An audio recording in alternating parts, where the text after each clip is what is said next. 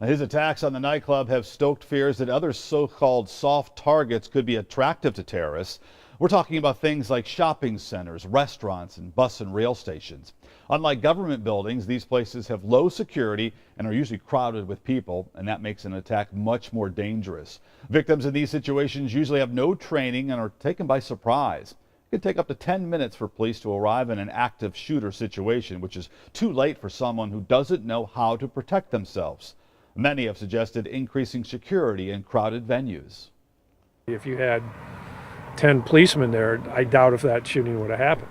Okay. But, you know, who are bars going to start hiring 10 police, or grocery store, whatever? Are we going to be in a military state where, you know, you go shopping and there's 4 guys with automatic rifles? Well, that would probably stop the problem, but do we want to live like that as a society? Dieter says the best thing to do is stay vigilant. That's because police say this kind of thing, these attacks are becoming part of our culture.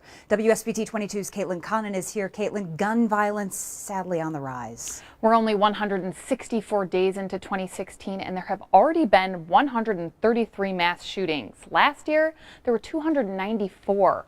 Much like fire drills, we'll probably start seeing more active shooting drills in school, but the experts say there are ways to protect yourself if you find yourself in that kind of situation. People have different ideas on how to deal with a shooter. Well, I would distance myself as much as possible and call 911. Currently, I would defend myself to the proper terms of the law and try to stop the situation. But before a shooter even comes into the picture, well, I think first off, you have to be aware of your surroundings. You should always know where the entrance and exits are. You should know tactically what you think you're going to do if something does happen. that knowledge could save your life, because if someone starts shooting, your first step should be to run. If you can escape, get out, take as many people as you can with you, and avoid it. Of course, you may not be able to escape.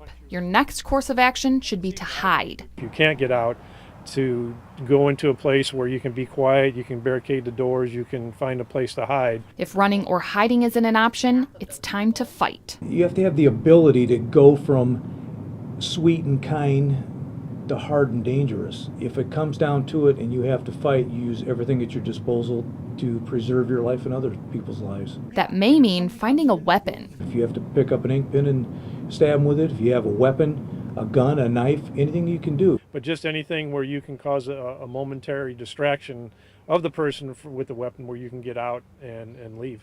Get the mindset that you hope you never have to apply lethal force, that you never have to defend yourself in that manner. But if you do, there's going to be a switch that goes off, and you're going to be able to handle the situation.